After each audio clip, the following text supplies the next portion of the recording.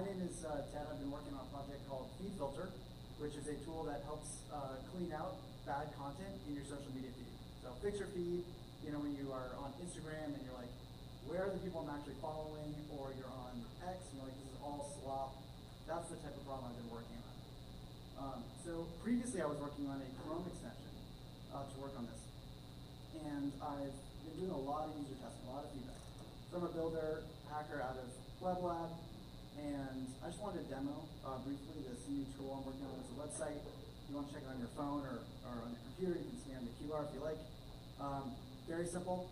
It is just a tool that allows you to see who is spamming your feed. Maybe it's Austin, who knows who's spamming your feed. So I'm just going to demo this real quick, and if anyone wants to test this out, I've got a feedback box in there, and I'm kind of collecting ideas. Where can I take this idea further? It's very early stages. I just started building this last week, but I'm already getting a lot of engagement. It's very encouraging. But I'm on step 1. I'm trying to find step 2 and 3. So if anyone says, oh, it'd be really nice if you could clean up my feed in this way, or this is something I'm struggling with, either come find me afterwards or just enter in some feedback right on this webpage. Do you have plans to do it on LinkedIn as well? Ooh, that's a really good question. LinkedIn is one of the hardest to do. They're very anti-buy, but you're not the first person. We were just talking about LinkedIn earlier.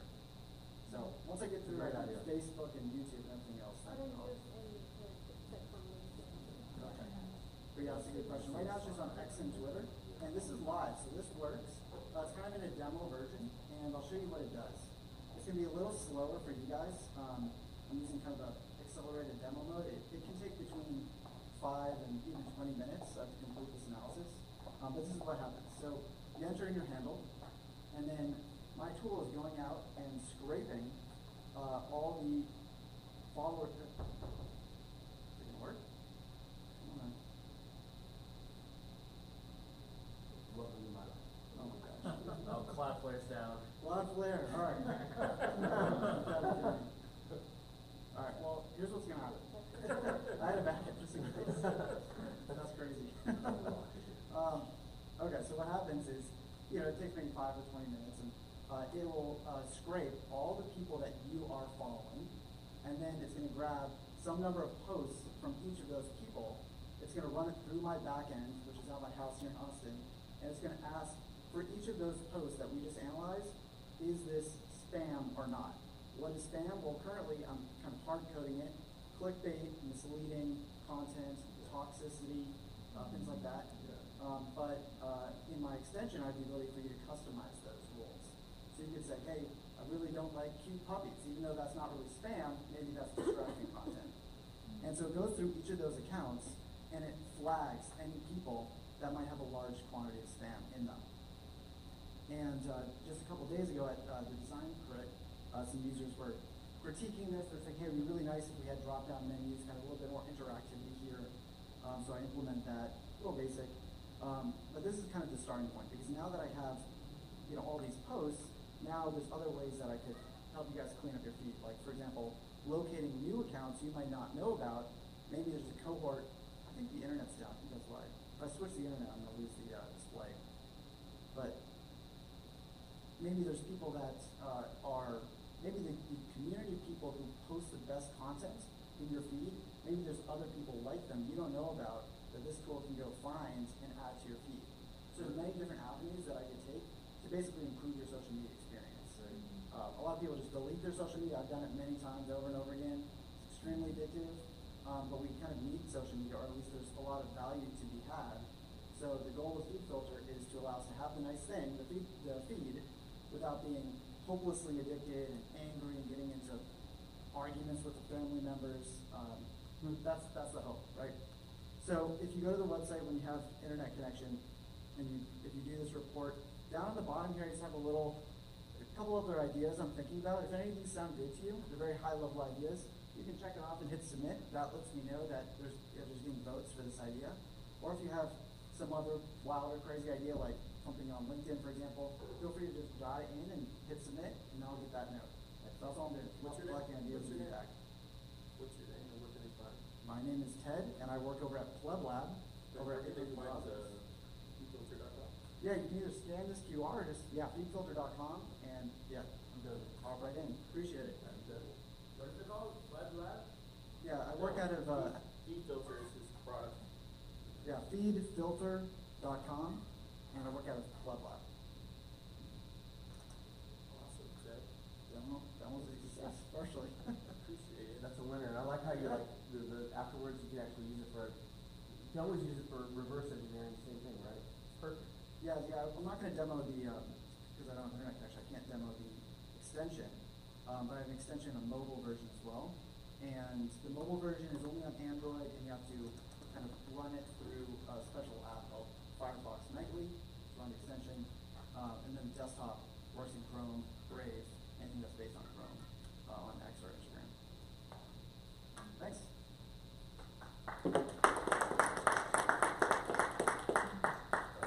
Thank you, appreciate you. One last thing I wanted to share. Let me see if I can get connected, and then we'll get started with the talk. So this just came in literally right before the.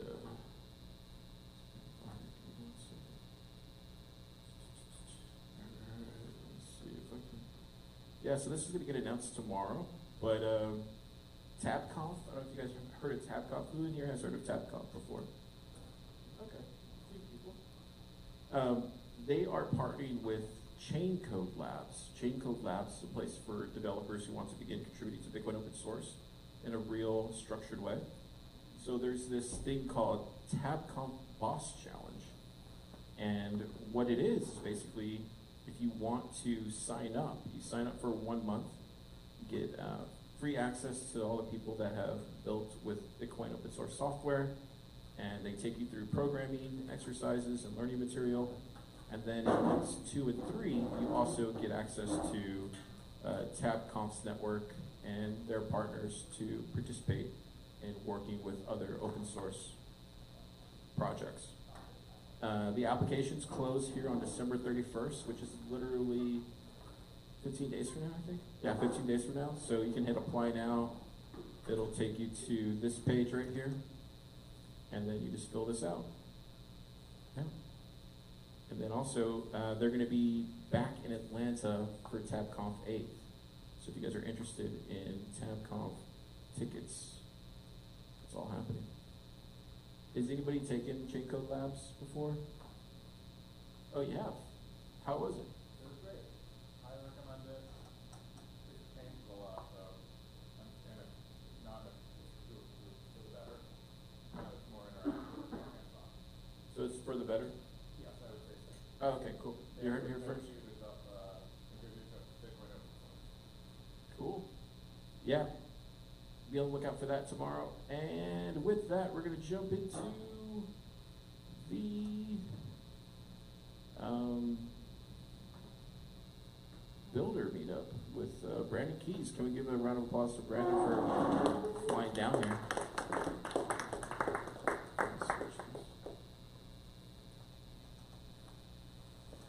Thanks, Brandon. I appreciate you. Get this going here. Spinning. Wow, look at that guy. A one-man band and stuff.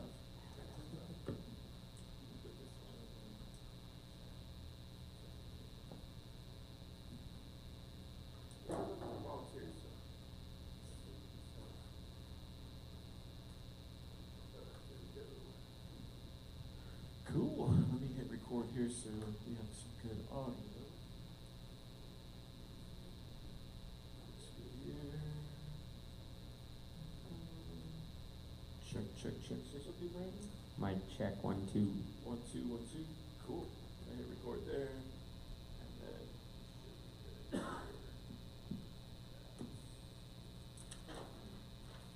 Some questions for you. All right. Sounds You're, good. Okay with that?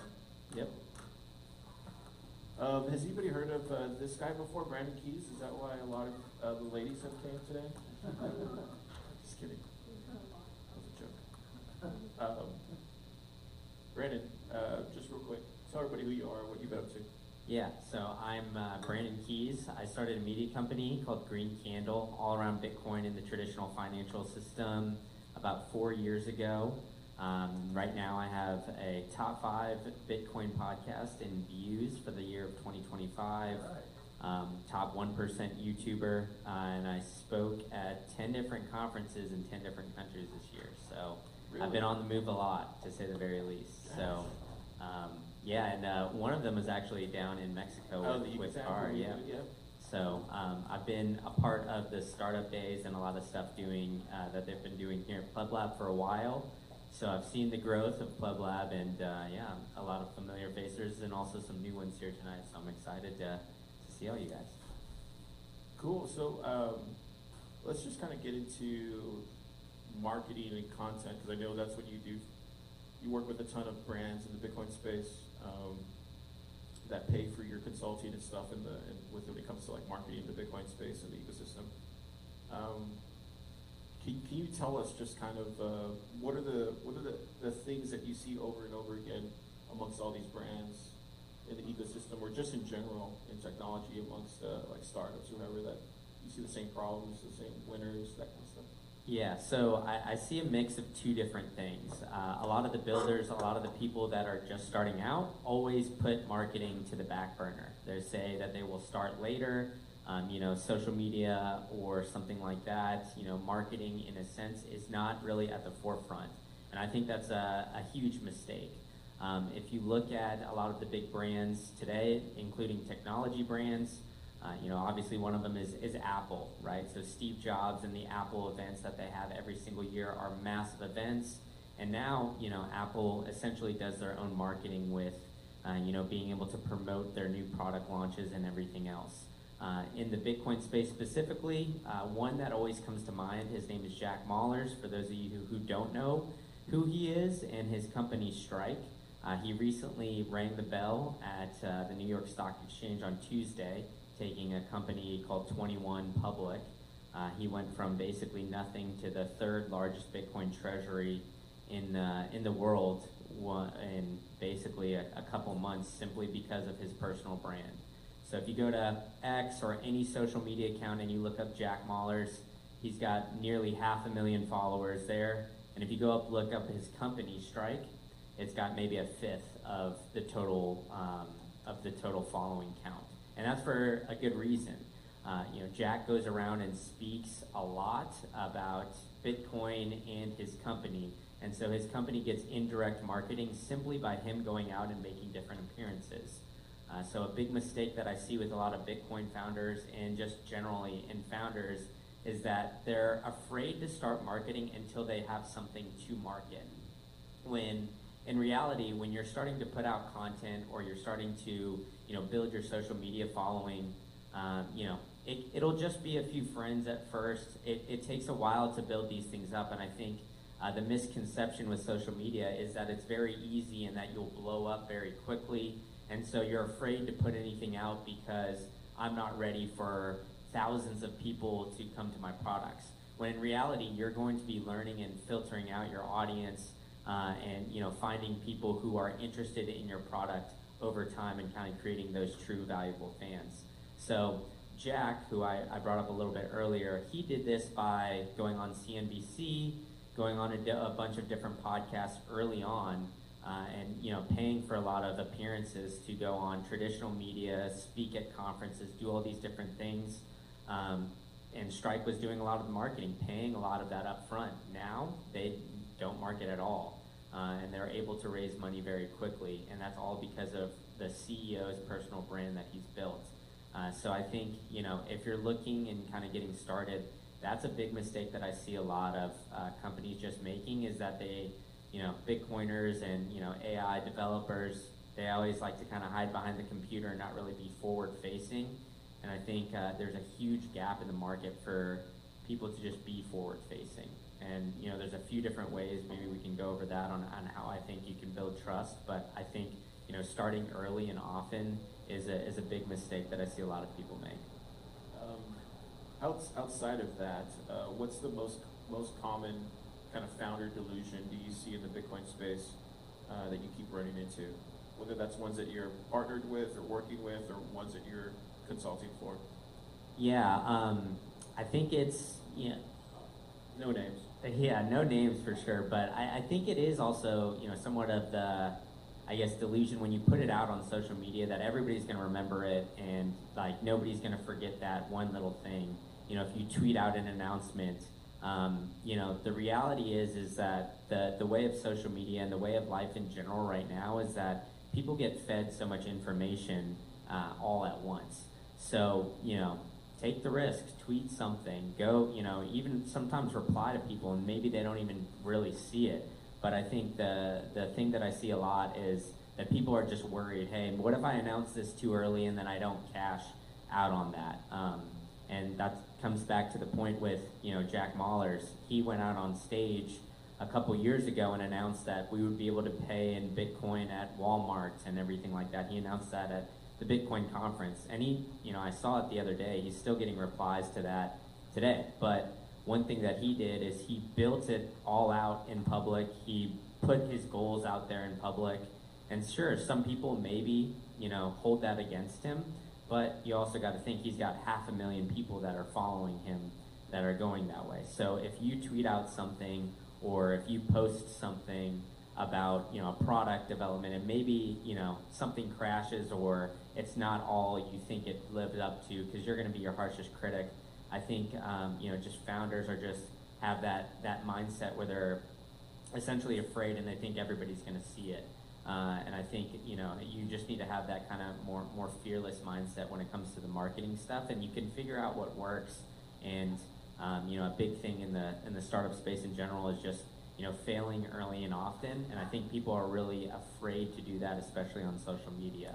And so that's why I encourage people to just build a personal brand, because if you fail on the first venture, maybe it takes you 20 ventures down the line, but you already have that audience. So you can kind of figure out where your what your audience wants, the products they want, and kind of go from there. Who in the room is a founder working on a project or a product? Curious. Okay, so most of the room, yeah. What do you do if you're somebody like me that doesn't have Twitter or some of these other socials? How do you get started doing that from zero?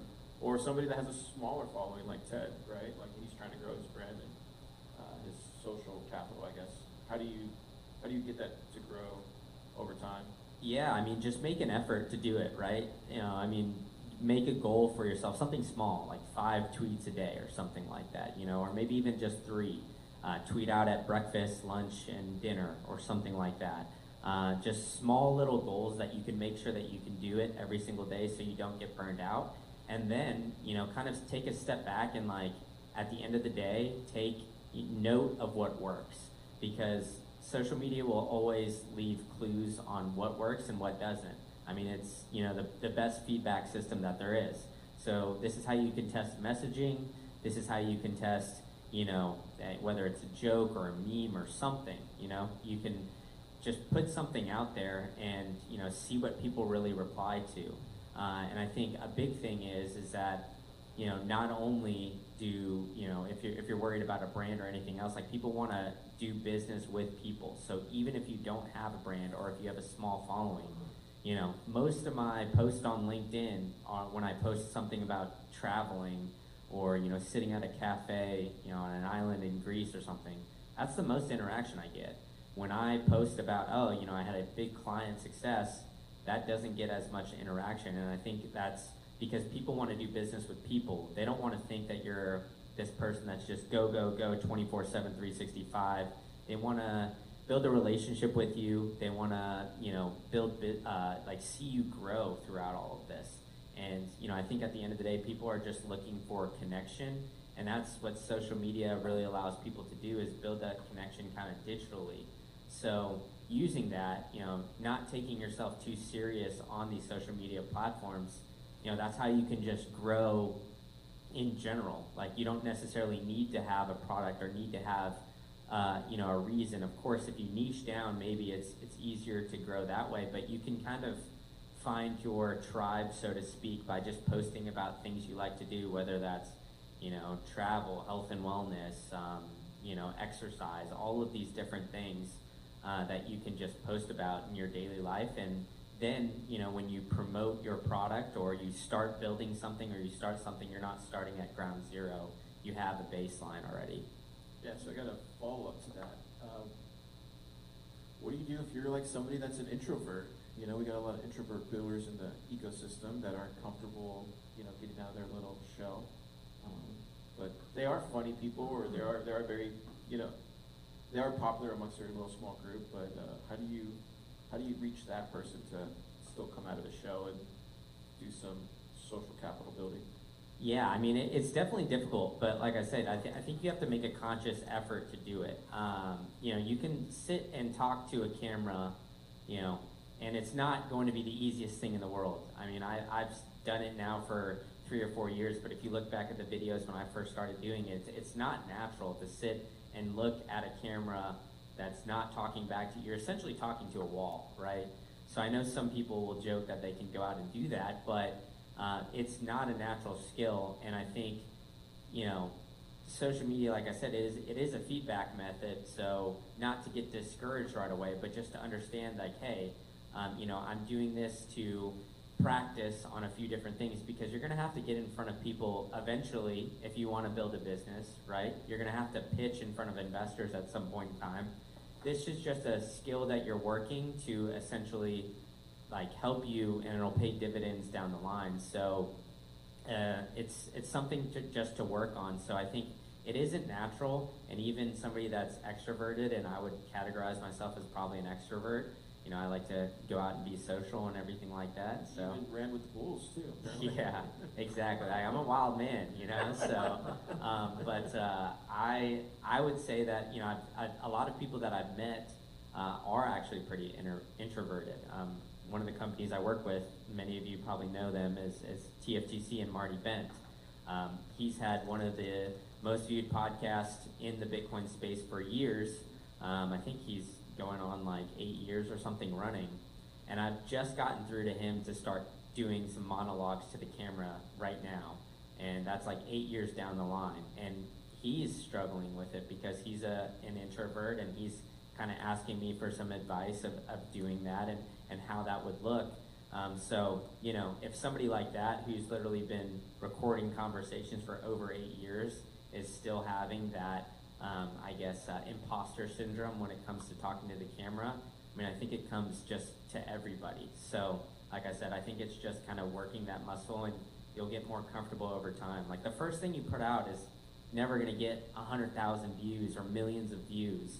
You know, it's all building. Like, I mean, if you go look at my YouTube channel and you go look at the early videos, they were getting like 20 views on them. So, 14. you know, yeah, probably, honestly. I think, yeah, well, I showed a screenshot of it when I was at the startup day in Mexico, and it was literally like a couple of them were like 14, 20. And, No. like, I was like freaking out when I hit that publish button, like, oh my God, so many people are going to see this. And, you know, it's 14 people. So, and, you know, now it's a little different of the story, but, you know, like I said, it takes years to build up that. What do you say to the people that, you know, because there are people online or even on, you know, other social platforms that will say like, oh man, like you're doing it so cringe, and you know it's not gonna go anywhere. Like, just the haters. Like, how do you handle all the hate and the people that are like trying to knock you down? Yeah, I mean, you know, for every one negative comment, you get like 99 good ones, but you'll always remember the negative one, you know?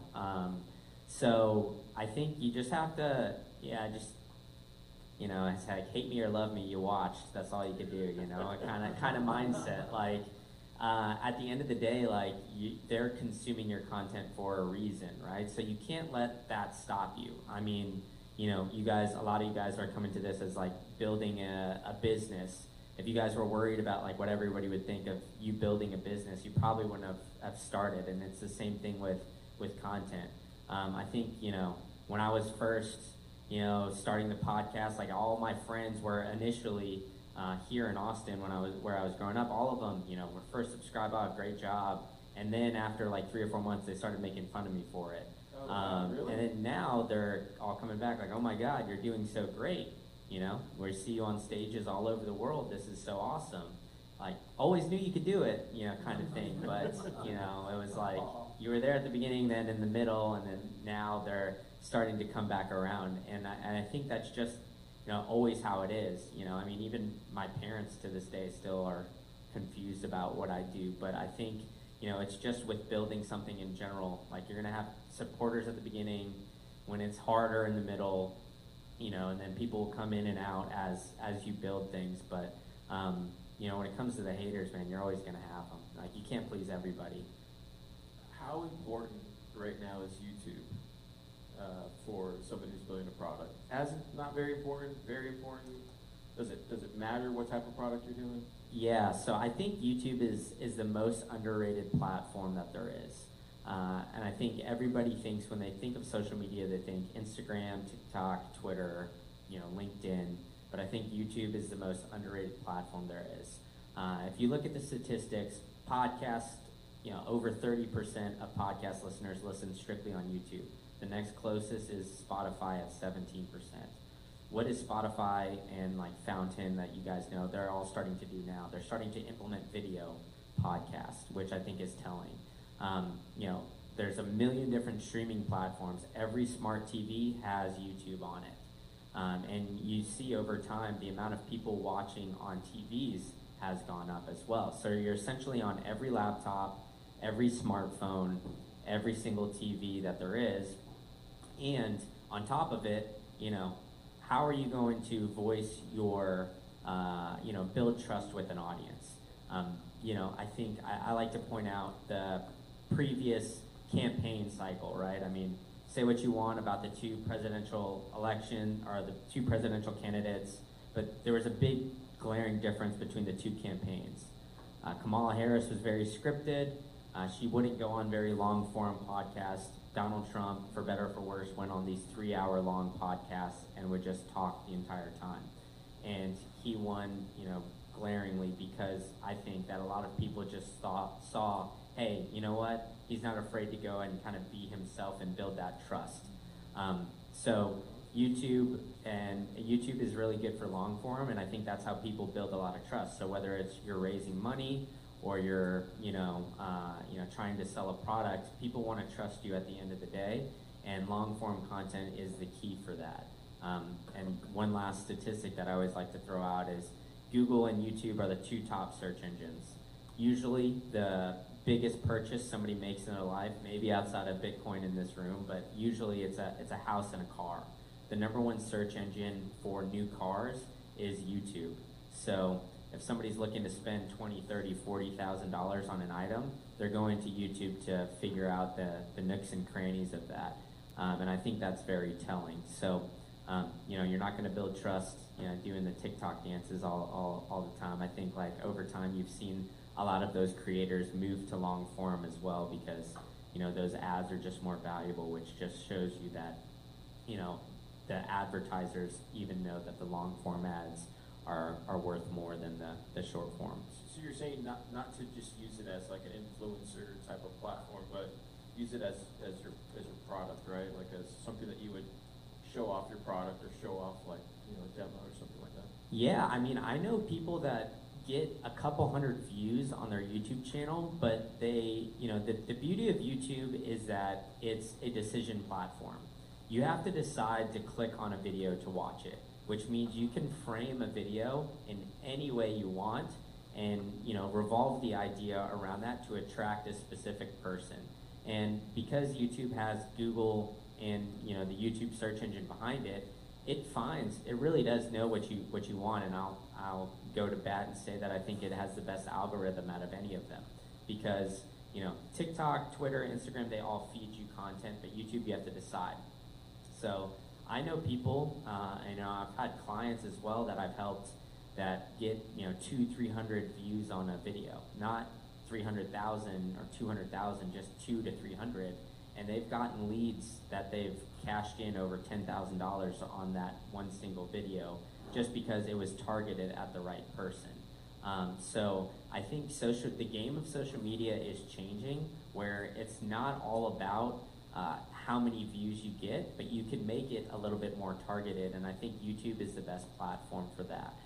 So that's why I go to bat for that, and I really, when I talk to my marketing clients about all this, I always try to push them towards YouTube, just because that's the the key to all of it is that, you know, you can kind of target your audience. Cool. I want to move into the macro stuff, but before we get into that, I just want to give the room a chance to ask him some questions, just around this kind of stuff. Do you guys have any questions for Brandon? Yeah, go for it, Eddie. So what comes into you considered like like for you see like founders will post kind of like first lot that will get like filtered by the influencer. Well, what do you mean? So like in terms of well, like yeah, like what kind of like for example if you look at LinkedIn or the Twitter, what kind of like content have you seen like on a lot of founders posted? It's like notable. Yeah, so I think what I notice a lot of times is I see a lot of founders go, you know, they'll go ChatGPT some post about, you know, whatever their product launch is, and they'll maybe write a couple sentences, and they won't really give a peek into their life. And, you know, I actually talked to Keith about this recently. He's building a company called Bronta. I think he's come out to Austin a few times. But I noticed him posting a lot on LinkedIn, and I reached out to him. I said, you know, it's good that you're posting, but, you know, open up the door a little bit to your life. And he even brought it up. He's like, yeah, I post my surfboard every now and then, and those always get the most interaction. And I think that's what people want to see as part of the journey. Like, they want to, you know, maybe every, you know, if you're posting 3 times a week, maybe like 1 to 2 of those, like kind of a personal story, or something that you did, or something that, you know, really stuck out to you, just some little moment. And I think, you know, a lot of founders are just trying to be very business oriented, very serious. And I think at the end of the day, people just, like I said, want to do business with people. So they want to connect to a brand through a person, and not necessarily connecting to a brand through, you know, some sort of like slogan. Like if you look at Nike and some of these other big brands, they all had faces associated with them. Nike blew up because they, you know, partnered with Michael Jordan. Obviously, he became like the greatest basketball player of all time, but the second best-selling shoe behind Michael Jordan was Penny Hardaway. And, you know, unless you guys are huge basketball aficionados, I doubt very many of you guys know who Penny Hardaway is, because he got injured, his career was really short, but what they did was they built up a commercial, they built up some figures, and I encourage you to go look it up kind of after it, but they built like a little, you know, bobblehead figure called Little Penny, and it's still like he's outsold LeBron James, he's outsold Kobe Bryant, and it's all because they built this character around him. And I think that's what, you know, just to highlight, like, people want to do business with people instead of brands. Great. Was he advice. Grandma Law? I have a follow-up question. What was his character? Was it He had like Little Lady? Penny. Little It was Penny. Chris I Rock don't- that voiced Yeah, it, I think. yeah. Chris Rock was like Little Penny, and they had like a bobblehead. Thank you. Okay. Have you gotten like any, I guess have you gotten noticed like locally back home, like by any of the news stations or any like local outlets, I guess back home? Showed you any love or anything? Oh, well, here, of course, every time I come back to I mean, Austin. here, but I mean like in Florida. Oh, I mean, there's always like, you know, some foundations in Florida that I speak at. I mean, there's Bitcoin Day in like Naples, Bitcoin Bay, the guys in Tampa. I'm always speaking at their events and doing that. I wouldn't say like any local like news outlets like Fox or anything like that, not yet.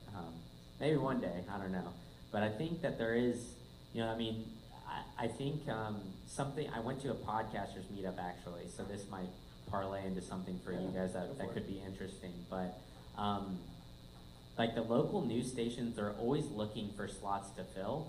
And one of the guys that I met at this podcasters meetup, he says that these local like Fox or, you know, whatever, CNBC stations or whatever it is, they're always looking for like 31-hour slots. So if you've got something interesting or a story that's interesting, reach out to them. Like half the time they're just looking for bodies or a story to put out there. And so, you know, if you have like a compelling enough story or something that's interesting, you know, that might be a good person to reach out to kind of get yourself some local buzz. Whether it's an event you're you know, you're launching something, and like half the time they'll let you just come on for free if you're bug them enough. But you have to make sure that you have a good enough reason so they let you come back as well. So be wise with that. Don't just be like, all right, let's go. I'm building this thing. try to pick your spots with that. But there is potentially an opening there that I don't think a lot of people are utilizing. That's a really good Cool. question. Yeah. Like, the fall through of that was good, because I never thought that question in local buzz, but that's actually a pretty smart and tangible way to get your face out there, just because they have a need that you never thought of. I would never thought that, Quinn Culpepper wanted to have me in, whatever we're doing, so that's actually really good advice. I never would have expected from that question. Yeah, he has a PR agency, the guy that I know that does that, and like he's literally like, yeah, you can just go find their email addresses on their website. So I mean, of course, it's harder to get on like the big time CNBC, Fox, all that kind of stuff. But I do know people that you can go try to connect with them on LinkedIn, or maybe use some AI to try to find their email addresses. And I think a big way to get in with those people is just try to provide value. Hey, if you ever need an expert matter in XYZ, whatever it is, if you notice that they talk about it, just be like, hey, I'm an expert matter in this. I'm happy to answer some questions just kind of behind the scenes to help you. And then I know some people that have actually, hey, we want to talk about this either tomorrow or in an hour. Are you available? And they've been able to make it on to big time shows because of that. So think about that as well. Just trying to see where you're an expert matter, and then provide some value, and then you can get onto big news outlets as well. So it's not only social media, you can also try to use the traditional media outlets as well. Awesome. Do you have one, Ted? Yeah, what about content creation? Do you have any tips or tricks, like coming up with content that's worthy of putting out there? You might think it's not worthy, like, how do you go about that? Yeah, success leaves clues. So, what I would say is find content creators that you like or within your niche. Then, go to YouTube, search like a couple keywords relative to that, put maybe like a 4 to 20 minute, filter on there. Because I think it's like usually like shorts or like 4 to 20 minutes or 20 minutes plus. You just do like 4 to 20 minutes, then do it by view count. See what ideas worked, and then you can go to these creators' pages and see if like I don't know, if you're searching mine, for example, right? You go to the videos, click popular, then you see okay, their average video does 5 to 10,000 views. These videos did 100,000 there, so that must mean this is a good idea. That's how I usually start off with my clients when I first tell them what ideas to use. So like, for example, I had a real estate client. I know that Ken McElroy, he's like a billionaire, real estate investor. He creates a ton of content. So I went to his page, I clicked popular, the #1 video was, rich people own nothing. Here's what the government doesn't want you to do about money. And then I basically had my client do almost the exact same video, like hook, and then he put his own spin on it. So it's like, I think it was like the rich own nothing, here's the secret to wealth that they don't want you to know, or something like that. And he had 1,000, subscribers at that point. That video got 11,000 views. Ken McElroy's got a million, but that there's obviously levels to it, but still like an 1,000 subscriber channel getting a video pop off to like 11,500, that literally doubled his subscriber account with one video. So, going to figure out what works in your niche, I think, you can kind of see the clues that work. You can copy similar thumbnails, copy similar titles, tweak it, of course, a little bit, but, there is, I guess a formula out there. And don't be afraid to, I wouldn't say like copy it exactly, but, copy in a sense, and take some of the ideas, because it's all about the idea with the video. And like marketing in general. Great stuff. Oh, you have one on me? First of all, that was really interesting, the YouTube information you gave, because I literally work in marketing space, but I didn't realize it was that prevalent in terms of versus the other media vehicles that are out there to get content out. But just to get onto your point about amplifying anything that you're doing from an event standpoint and getting those PR extensions going to have local PR cover those events and getting the messaging out there, I think anything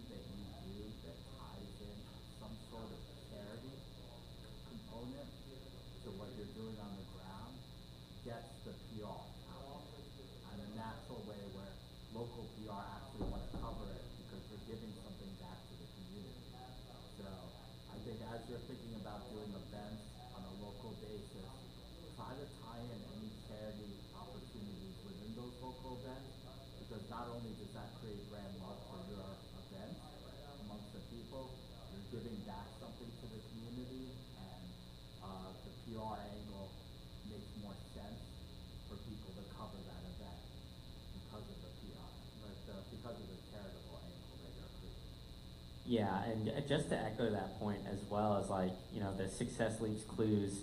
Who's the most subscribed YouTube channel in the world? It's Mr. Beast.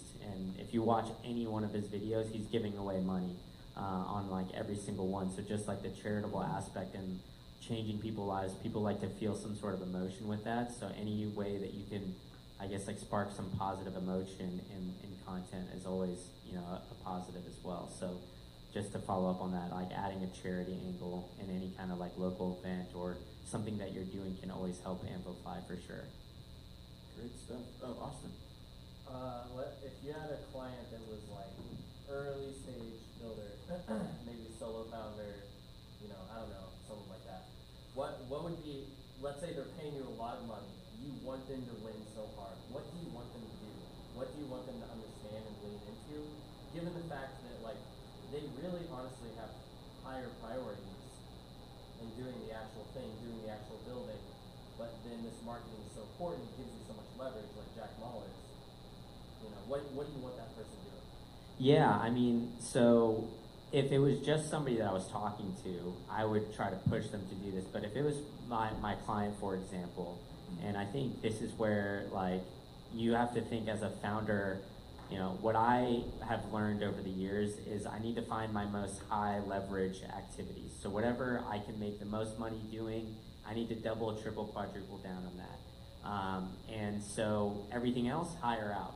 So if you are not good at content or you don't enjoy writing the scripts or enjoy coming up with the ideas, find somebody that can help you do it and make your life easier so it's not an added, stress of yours. So if I had a client like this, I would basically say, hey, and this is what I've done to some of the clients I've had before is, hey, I've got, 3 or 4 ideas. I could either send you the scripts beforehand or send them to you, afterwards. Here's some ideas that I think that you could really talk about very well. All I need you to say is look at the camera, say this for, the first like 30 seconds or a minute, and then just talk about, what you would talk about normally around this topic, and just kind of let them work their magic and not try to make it so it's, all right, you have to sit back behind a camera and read an entire script and it doesn't feel real. I think, maybe that's more on like the content creation side of things, but I would essentially just try to make their job easier and just say, hey, here would be something that you could pull and draw people in initially on this idea, and then I've heard you talk about these things before. I know you're smart and knowledgeable about this. I know that this would be a good video. This is how I'm going to frame it. You just sit back, record, and then let me do the rest. That's, kind of how I would frame it in that sense. But, if you're a one-time, one-person founder, you don't have any capital to kind of help do this, you don't really need a lot of upfront money in order to create content, and I think that's kind of a misnomer. I went from 1 to 10,000 subscribers simply by opening my MacBook, no microphone, no nothing. My logo was made, I think I actually have it here, yeah. I used to give you so much crap for that logo. Yeah, so this is my original logo. I made it on PowerPoint with a buddy of mine when I first started, and eventually like a friend of mine was like, Brandon, I've seen your logo like a few different times and it's terrible, please just let me make you one. I said fine, but I went from 1 to 10,000 subscribers with that, terrible lighting. I was opening my MacBook, so I think everybody thinks it needs to be perfect right away. I have videos with over 50,000 views and it's just, it's not great quality editing, it's not great, sound, but it was good content and a good idea. So I think like, if you're a founder just looking to get started, just put it out there, see what happens. Yeah, the other thing I'd mention is, just because I see it all the time, I think like if you're an early stage startup, if you could just focus on one social media platform at a time, especially if you don't have the personnel to do more than one. Like I think of like Stacker News, like you didn't have anybody, I don't think, in the beginning, but he focused just on YouTube, and I think that's definitely paid dividends for him. The other thing I would mention, if you do have capital, definitely get somebody that can just do everything, like a biz dev type, because most people in the ecosystem that are early stage founders are usually on more of the technical side. So you can have that one other person doing all the media stuff, biz deving, and kind of speaking for you. It makes things a lot easier for you. Yeah, they usually have fractional people to do that too. Yeah, like to the introvert part that we were talking about earlier, if you feel like that's never going to be you, like you are very against that, like Carr said, there's definitely people out there that, you know, you have to find somebody aligned with your mission, of course, but somebody that would be willing to build it with you that could be the quote-unquote face of the brand, as long as you're comfortable with that. Cool. We have any other questions before we get into the macro stuff? No? Okay. This is what I wanted Brandon here for. Brandon, what is going on with the price of Bitcoin, and should founders be afraid? Yeah, so this is being described as Bitcoin's IPO moment.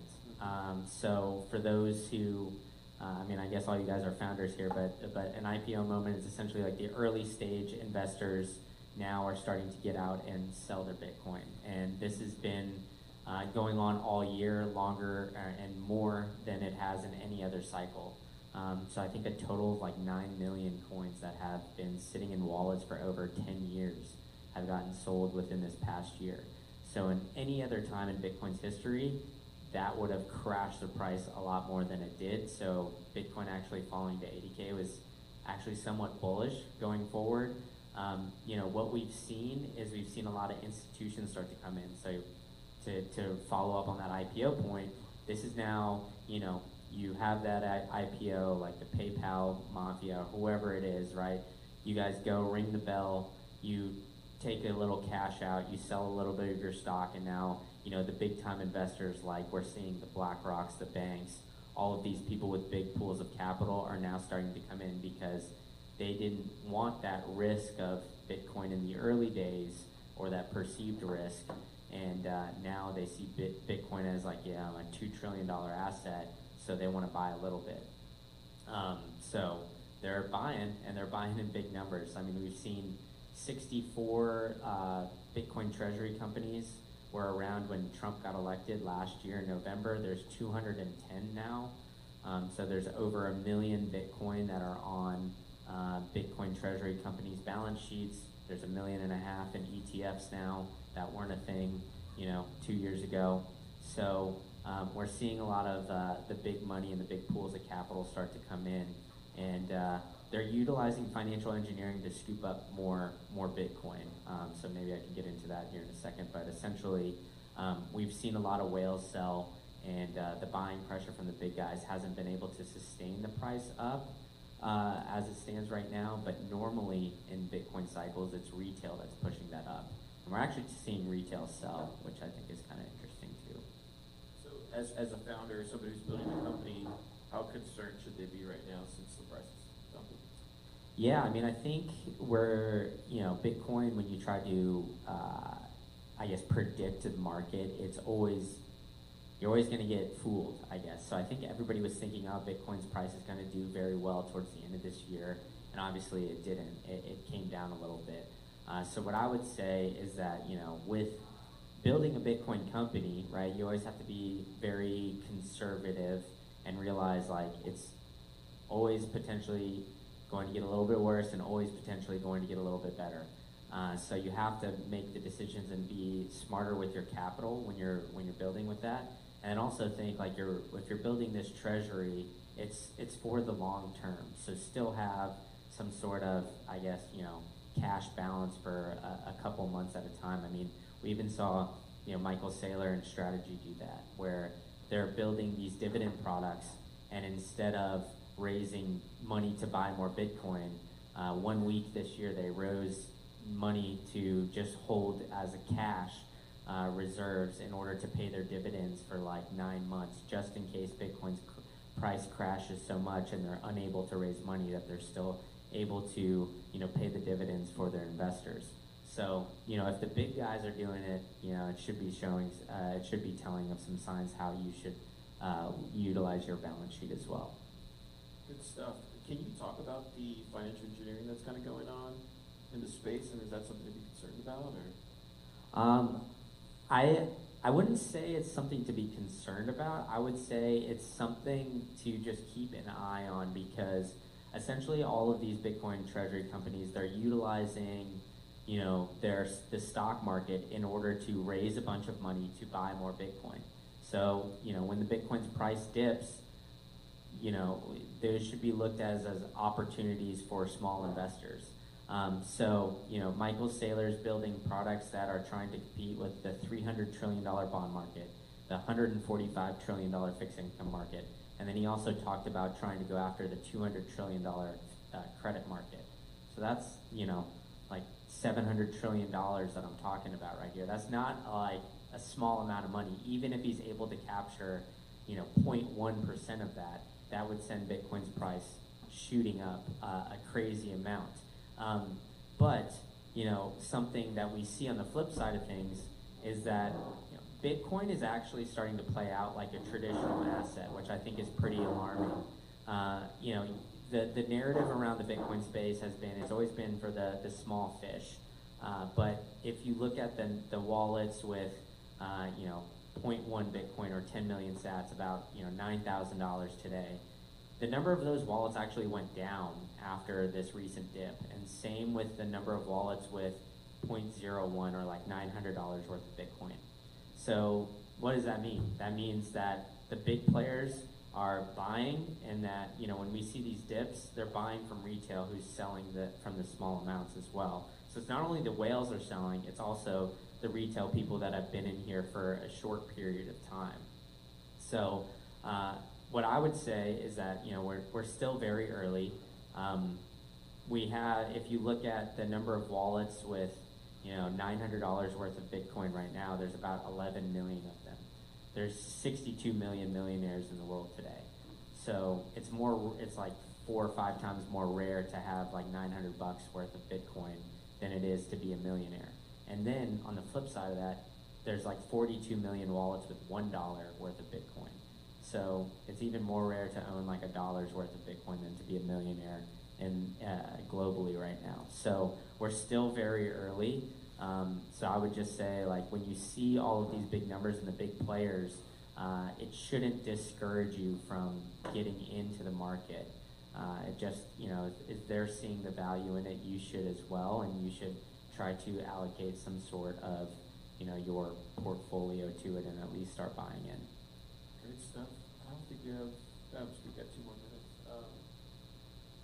Yeah, I kind of want to ask you, now that you kind of went through that, what are some of the builders that you've interacted with this cycle, or I guess this year, that if there's any kind of like stuff that you could share that they do really, really well that you think other founders should do as well too, especially now that we're entering a bear market? Yeah, one of them I always like to shout out Francisco at Yopaki. He's building here at Pleb Lab. I think I was really encouraged when I went down to the startup day in Mexico and seeing kind of how he's building out in his local community. So just kind of building on what G asked earlier. I think that's the best place to start, is try to build out your local network and see wherever you're at. There's people that are out there that are willing to help you. So obviously, we've got Pleb Lab here, and I know a lot of you guys come from that community as well, and you guys all help each other out. I would say, start there, but then also try to branch out. Don't be content with, just building there. Francisco, he's built here at Pleb Lab. I know he's here in Austin sometimes. He went to Wolf in New York, and then, he went to Merida in Mexico, and I know he goes down and travels a lot to try to build something there because he knows that's where his audience is. Obviously, when you're building online or building some product, your audience can be all over the world. So I would say pick your spots, but definitely try to, branch out. And there's really, it's really powerful to try to branch out and meet other people in different areas in order to try to help build whatever it is you're building. Great advice. Any other founders that you think that you've seen this year? Yeah, I mean, I'll shout out Ted here. I think what Ted is doing is great, but I think a big thing that I take away from Ted is he asks a lot of questions. which I think is a great quality to have. He's even doing it up here. He's saying, hey, fill out the survey. He's trying to figure out what his customer wants and trying to distill that. I think, sometimes it could be maybe a little bit of an overload, but what I do think is that just getting some of that and being able to filter it yourself and see what your audience really wants and what's feasible, and then you can get some ideas from that, because I think we as founders kind of, I guess, romanticize either content or romanticize a product. I heard this story from this guy. He has a podcast, The Diary of the CEO, and it's always stuck with me. He was talking to this big crowd in New York City, and he said that he would build these big giant Facebook groups for like college freshmen every time he was coming in. They would get all these people in, and then they would be interacting back and forth, and then he would be like, all right, if you guys want to keep this going, I'm going to shut this down in 2 days' time, then go and do it on my website. And nobody would come over. And so he did that like 3 or 4 years in a row until finally he gave up and just was like, all right, maybe I'll just go in on this social media. And so basically that's, he was romanticizing the idea that people were going to want to do this on his website, when really he was just listening to his audience. So that's kind of a way that I take away from Ted, is that he's really good at listening to his audience and asking those questions. And I think even, the highest up people that I see creating content are doing the same thing. All right, we're gonna go lightning round. Got some funny ones here. All right. You're trapped on an island with one Bitcoin media show besides yours. Which one is it? Oh, that's a good question. Robin Sayer? Huh? Is it Robin Sayer? Robin Sayer does a podcast like every day. Well, now he's like You don't want to switched be it on up. an island with him also doing a podcast? No, I don't know. Simply Bitcoin's entertaining. I listen to all the TFTC episodes now that I work I with feel him. like Nico would share his coconut, right? On Yeah. an island, right? Yeah, he would help, I think. All right, I got one more. What's a trend you're seeing in the Bitcoin space that you're begging people to stop doing? Ooh. I think in the Bitcoin space and on the internet in general, people make fun of creators for doing the same thing, but then they end up doing the same thing to make fun of those creators. So like, Give me an example in a like person. the big meme now is everybody says like pleb slop or like AI slop, and so like they'll make fun of creators for doing the same thing, but then it's like I'll get 50 replies of the same exact comment. So it's actually like their thing is actually the same exact thing. So that drives me crazy. And then it also, what also drives me crazy is like people think that the algorithm hates them or hates the Bitcoin content, and I think that that's a huge like misconception, and I hate it when people cry online about that. What do you say to people that go to different conferences around the world? Doesn't have to be Bitcoin. Do you think it's a distraction machine, or do you think it's actually a net positive for people to go, especially founders? I think that the different conferences have different purposes. So there's startup days, where potentially there's going to be some venture capitalists. So it depends what you're going out there for. There's the big ones where it's essentially just there's so many events and so many different things, it's almost overwhelming. And then there's like the medium-sized ones that have like 200 to 300 people. So what I would say, like I actually got asked this by a guy just randomly at a networking event. He's like, "What do you think of networking?" And I would say like you need to have more pointed networking.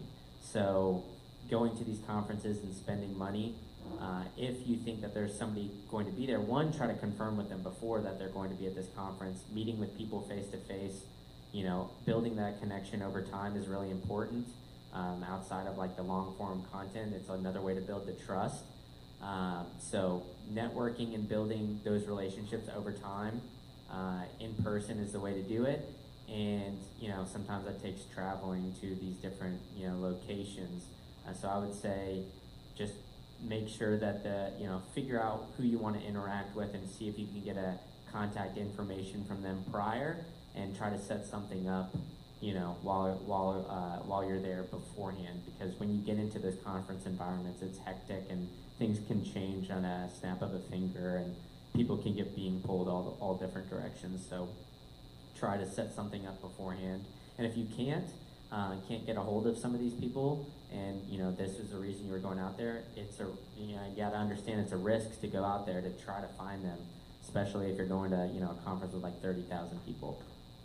I love it. That's all the questions I have. Do we have any questions here in the audience that you would like to ask Brandon? Yeah, go ahead. What's Bitcoin? No, I'm just kidding. Bitcoin is peer-to-peer electronic cash. There you go. Anybody else? Why wasn't Wales be selling at this time? I think it was just like a mental, number they wanted to hold until it got over 100,000.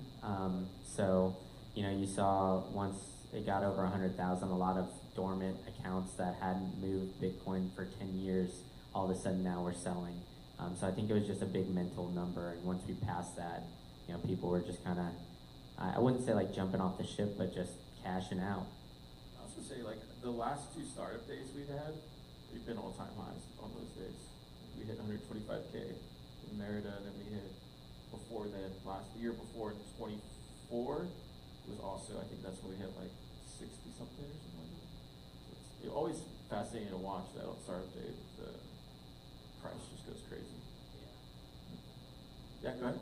Actually, I do have a serious question. Actually, I started what's the main YouTube, your commercial one. About 10 years ago, I was just joking. I was going to do a raffle. $1 did it. I was just thinking, would that be like somebody might want to buy? Is that like leveraging a good name for a brand? I guess if you have something. What's the name of it? $1 did it. $1 did it? Yeah. Oh, is that where you like trade something up and then you? I don't know. I didn't do anything with it. I don't have a single video on it. But Yeah, I don't know. I mean, I was just because I bought. I was looking for some. Anyways, that's a long question. yeah, that's like buying domains. That's not really, it's kind of Is it similar. catchy? No. I mean, I don't know. I like, some guy has the Green Candle Twitter handle, and he hasn't been active since 2011. So, I mean, like parking on. Okay. yeah, I messaged Twitter support to see if I could try to get in. They're like, we don't help with that. So, Hey, go ahead. Is, I would say dumping of Bitcoin at 10 a.m. Last like few seconds.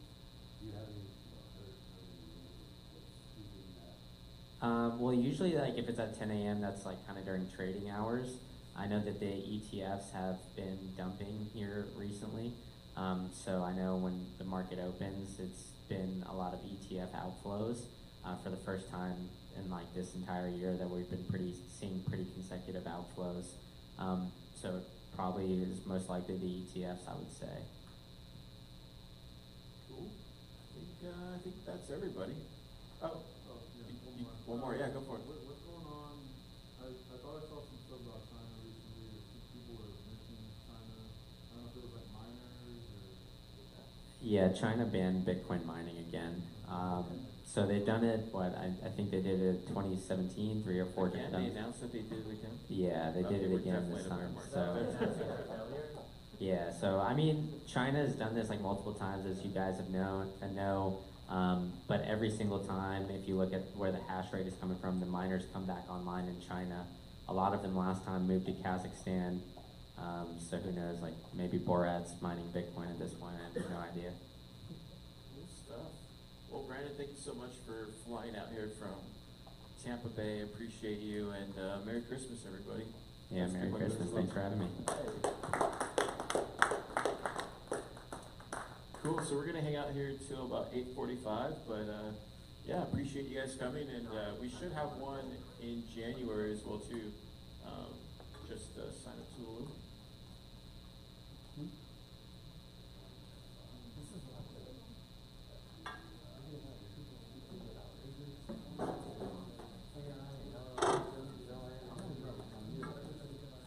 Staying through it. Yeah. Thanks for sorry for not getting to it.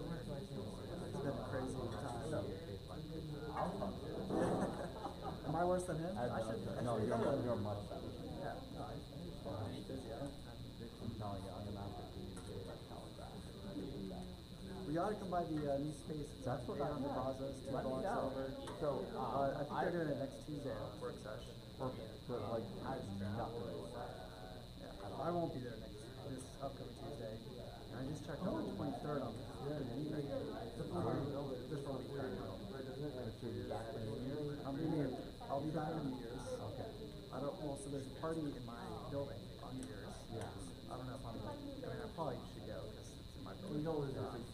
Well, I was kind of hoping on it. Yeah, now I'm like, I'm about a good solid. He already planned it, so it's easy to punch. But you should have like a, you could have a gathering. I could do a pregame. That's a good idea. I should I punch. just think you have a great department, might as well celebrate it. when you That's a have good the idea. Yeah, I'll stuff. put it now. Yeah, all of us. Honestly, you know when Ben's party starts in June? No, like at night. Yeah.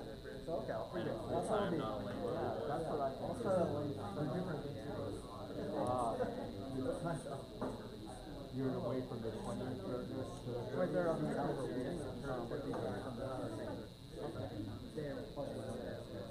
Where you go lose, right? Doesn't that go lose value, right? There's some reason. I know. I'm already freezing my ass off. I was shocked when I got to Chicago and New York for Thanksgiving. Yeah. And I was like, holy, it was 74 degrees when I left to go there.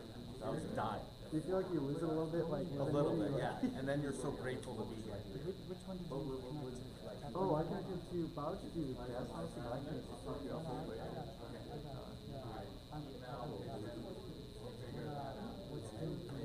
Oh, Captain. So you're not gonna get what? That's okay. Yeah, that's good. And so I was like, okay, they're spending kind of 5 days. Oh, come on.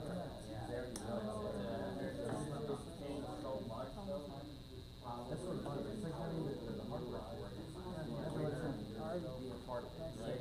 To be a big part of it. You don't go to work.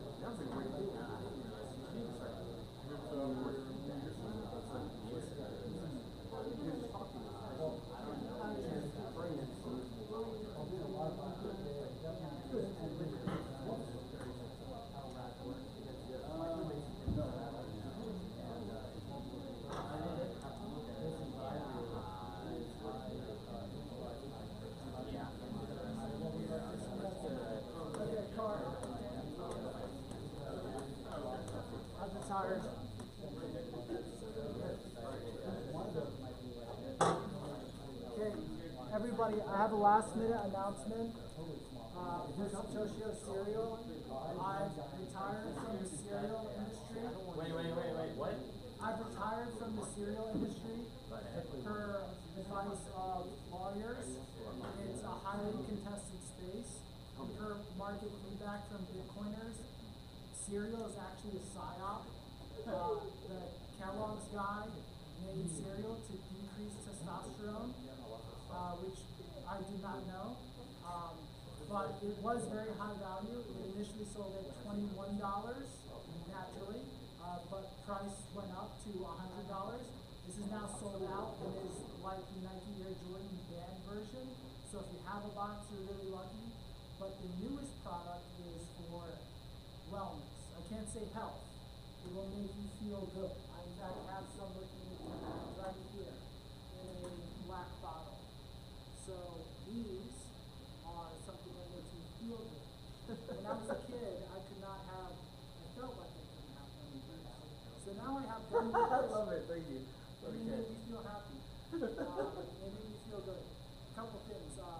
You might ask, are these special gummies? Of course they're special. They're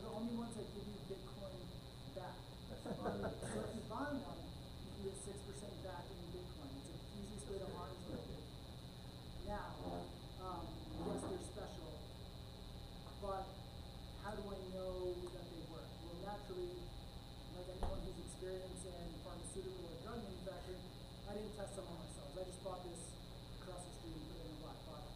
I tested them on other people because you can't test it on yourself because then you have a very large observation or observatory effect. And so I tested them on other people and how well they make you feel. This is photographic evidence of potential results. I blurred some of this out just for privacy. You don't see what car he's driving, but the point is that it gives you very long health. So you should feel that your longevity increases. Gents, when you take them, you might not want to wear shorts, pants. A couple other speakers notes are. Use a microphone. I hear you, great. I Keep just don't- going, you're fun, I dude. still don't understand what That's you. funny. What we're looking for work, should people know the healthy longevity? I just checked it works, and that's all I have to say. We're going to continue to see more of these and more supplements for wellness, not drugs for health. So I know psychoactive compounds is obviously not a regulated substance because then you cannot go very large. And that's it. If you want a gummy, I have some for you here. If you want to buy a bottle, you know, I have a question. Do you actually have cereal? well, the point is I actually have, gummy. Cereal is also out. Legally, no. Correct. Legally, no. Legally, no. But literally, you can find, there are boxes. But I'm confused, like, can I buy like cereal? You can buy gummies. I don't sell cereal. I sell gummies. Now, other people may sell the cereal because you can sell it here, but not as a business selling to retail. Somebody could put it in a box for 100, 120. It's up to them. As far as the legal stuff, like, you actually have a cereal brand. I have a gummy brand. No cereal. I don't have cereal. Other people have cereal. So confused. That's it. What's the website? SatoshiOcereal.com. It doesn't sell cereal. Sorry about that. Oh, thank you for asking. That was awesome. That's It was an great. important I thought it was Thanks, wonderful. Sam. I appreciate it. Excellent. You guys want a dose? No, no, I can't. I'm trying to get to work. Wait, Hey, if I take a dose, is that good for work? A dose? For when I'm not working? Thank you for that. I appreciate it. We just spent how long? It's like a town.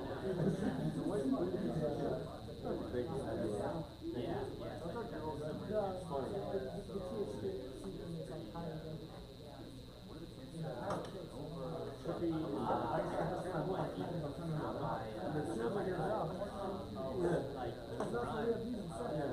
Thank you so much for that. But really, what's that? I saw longevity. Longevity. No, it's not.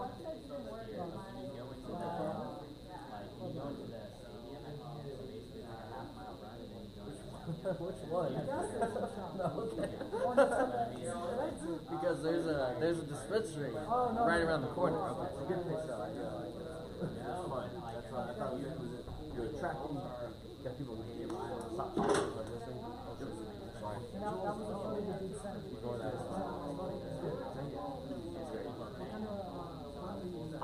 I'm a software developer and I'm doing AI.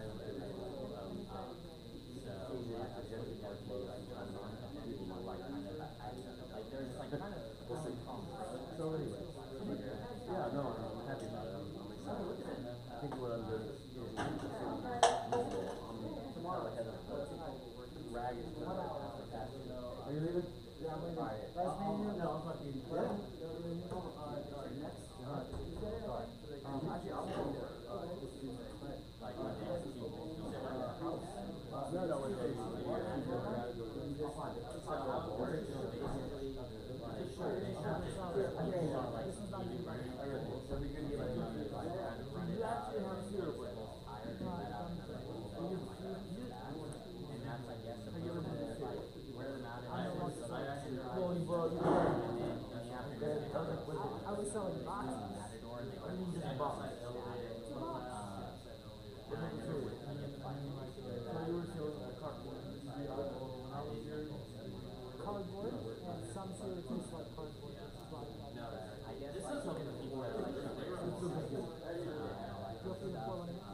I saw it,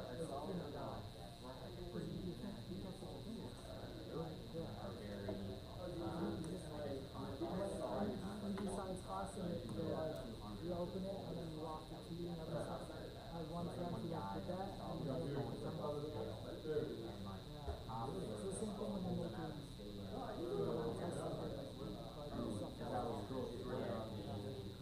but these are just gummies, these ones don't have spices.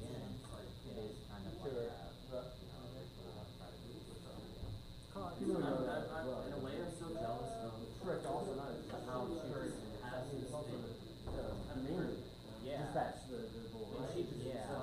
If you drop that, you did it wrong. It's hard to be consistent, but to have. So, I mean, it's not, people know. Yeah. You know? And now it's just that everything. Yeah, but if you're cool, I definitely recommend you go do it if you ever have to, or whatever it is. I run from grasshoppers and snakes and stuff. I don't need to do that. The bowl's fun. I like what you said, it makes some really good points, and I was real surprised about how there's a little question led in seven. I was like, that's actually a really good idea. About, I'm a software developer, and I like how that idea kind of sparked, something I didn't think about, verticals, right? You got the main product, I do need to capitalize it, I need to get out there early, because I think what I have is gonna be, it's like the useful people, I don't know that. Sorry, I do know that the guy who I was working for 3 months, took my stuff and my wife is going, so it's all fine. But you guys know your points, I appreciate it. Oh, yeah, thanks for great. I mean, I used to Very drive up. eloquent and Steve, it was like two salads, and all of them seemed like, hey, that's just all I was asking. It's great to have a nice. Sorry, but I never make that, you just thought, like, look out next. Yeah, I mean, that's, you're not gonna be friends with everybody, right? Same thing online, right? Not everybody's like it, so sometimes you knock it out. Get started, I think a lot of albums out there make YouTube rules. There you go, go do it, man. Yeah. Oh, yeah. Tonight, they, supposed to get an AI, in my, last month was the first time I did one, so I was excited. I want to read, Yeah, it's probably like a little bit less than the holidays. but came out and there was like, Amarillo is not easy.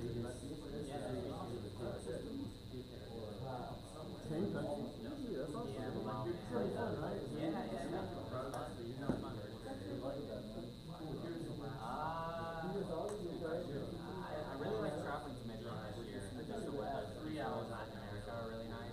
Lima is up there as well. Good God, I didn't know you were talking about just Lima. I was like, okay. I also like Barcelona. Barcelona is I don't like tourism. It's not even, it wasn't even just, an airline. Anybody that is not from that country in Europe, they don't live. You don't go home to see it. Like, my Spanish is okay. Like, I know enough to get around. But in Spain, like, in Latin America, they always help me. So I don't know if that helped me with my Spanish. I love that, but I'm gonna live in the Canary Islands. That's all that is. I'm like you, I'm excited. It's gonna be a good year for us. It's 2021. It's hard.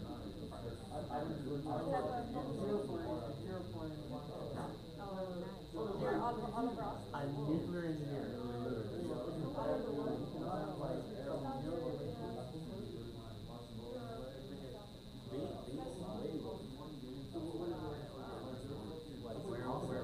your favorite one? I know. I had the same reaction. Because we wanted the last Egypt. Egypt. And I was like, okay, so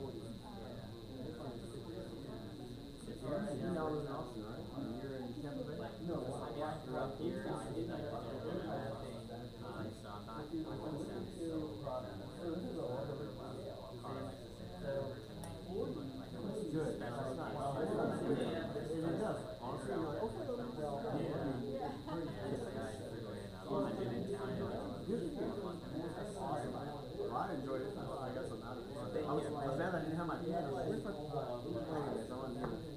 But I ended up. So I found it. Yeah, dude, I think it's good. Okay, so I guess just lately I've been hearing them. In the living room, my wife's doing that time. And they're thinking for a new company. And so I think it's obvious, but it's not. People don't know the things. What you do is you bring value.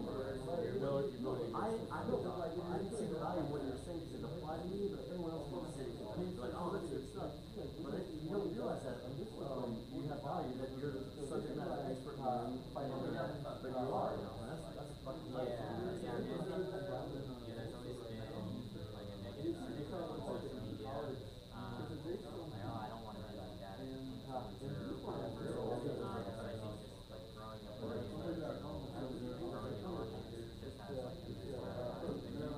Maybe you don't like how Logan Paul or Jake Paul or whatever one of these guys did. You don't have to do it yourself and find your audience. People like a billion people in the world, and some million probably like millions. Small percentage. You should let people know that my wife's an artist. Another artist, you should call GTL. You don't have to critique much of your art. Really, it's hard to hear somebody critique your work, right? So not when they're also subject matter expert, they sit down and they critique you. You actually find it valuable. You don't need to feel shit going on. You couldn't pay for that to do somebody. I would encourage people like that look for more people for that. Try to what they're feeling about it. And I think all of us, people don't realize, like, they grow after you give them feedback. I mean, it's weird. It's a good thing to increase the knowledge of people are saying, you would say it's bad. So giving your encourage them to like use feedback when you're helping somebody out. This question led to something I'm actually doing. Yeah, I mean, just to that point, like I always point out like my own YouTube channel. There's like 3 podcasts that I had big guests on, and when I was first starting out, and they didn't do very well. They had like less than 1,000 views. I changed the title, the thumbnail, and I added like an intro trailer that took like a couple hours. I think like 30 seconds to a minute, and those podcasts went to like 30,000 plus views. So what that told me was like the content wasn't bad. It was just how I was framing it. Yeah, packaging. You don't have to reinvent the wheel. I like that coffee. There's nothing wrong with that. In fact, that's what we all want to do. You take the person that you want to be to emulate. It's okay. You don't copy the game. You still don't do what you want to do. Honestly, you don't have to reinvent the wheel for that. That's kind of fits. You can shift your stuff a little bit. I think people would actually, I mean, they'll get a lot of I'm new and everyone has an imposter syndrome. Everybody who's smart really does. I'm going, there's no way I'm the only one that knows how to do it. Apparently I'm the one down to the front of that field.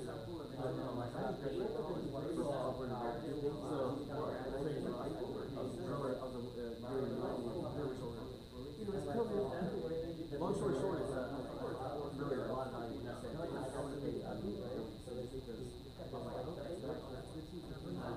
yeah, good stuff. So, that's cool. Feedback is good. Feedback is awesome. People don't think about it. Stay around the end. You lost and you know your guys. Don't just bail out and go to the game. Come up your guys. Get on the plane and go around. Okay, good job. What was your name one more time? Brandon. Sorry, Brandon. I'm not good for it, but awesome. Good job.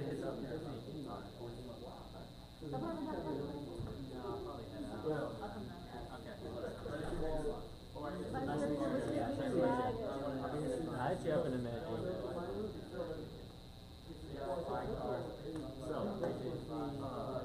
you're a founder of your company.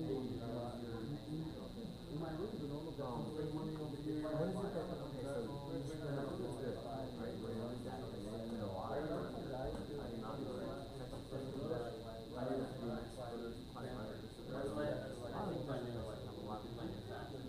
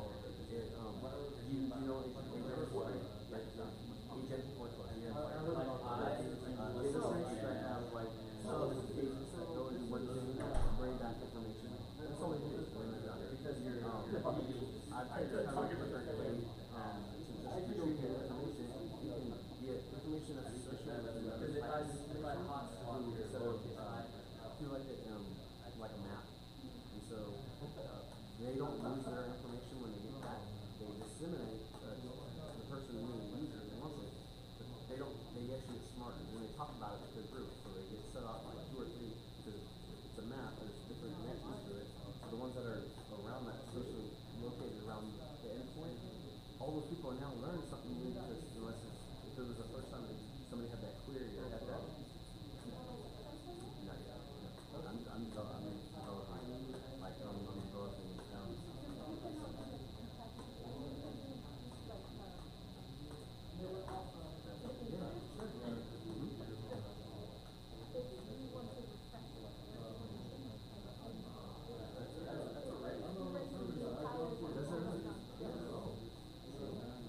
So I actually maintain a memory book. The way the memory is done, it doesn't show up with context because it's only temporary. It's only temporary when they get back. They don't lose what they learned. They are always associated. So instead of saying I want you to look for this is a good way to do it. So a worker, people building a house. You have a framer, you have a foundation, and you have electrician, a plumber, right? Right? That makes up together they can build a house. Well, the framer goes out and realizes, wow, I can also get, my frame can also have electricity on it and a roof over it. I didn't know that before because all I did was get a frame. Now, and so now they come back Every single one of them. Like lo-fi The goth. layout of the house. I think there's a lot of names. Yeah, what is Spotify say?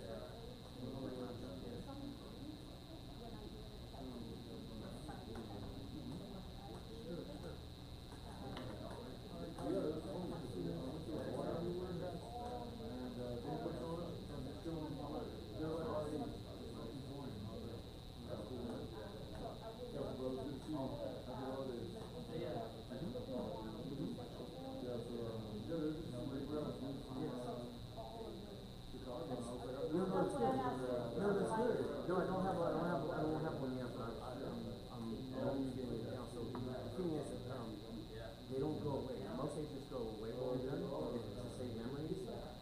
But because mine, you're not calling their sort of a name, but their function is how they're associated. So their function will never change, but they're not limited by their name, and they don't know what they know yet. You don't show your agent all of its information. You do it in progression. It doesn't know how little and how much it knows, so the agent always knows, and that's important for an agent. It's funny, but it's like a person. If you give it a purpose and a goal, it'll stay on task longer. So it's self-healing. It gets more knowledgeable, but I've designed it to where it'll only work for you. Those agents won't work for somebody else. So they're not something that's temporary. They will build agents around them that become an ecosystem. And I'm starting with it for education. They learn how you learn. So you start out with the game, and through the game, the way you make decisions, it gives you a readout of how what you're motivated to. It does a mind map of what you're motivated to, and so it plays to your strengths. And so it's always on your side from day one. So you, the user, has a strong bond with your. That's how you know, like, I don't call it that's how you inside know out. what kind of I'm music they're actually, actually I have, they try and I'm moving. It's like that. This is my first time doing this, so I'm excited about it. So I have a couple of verticals that are going to go up and running, so one of the questions, they're going to, anytime they have a question about a URL, like their website, you ask them about it. You ask them about it, people have got to give you information, they give you a breakdown of it, and they'll still always contact.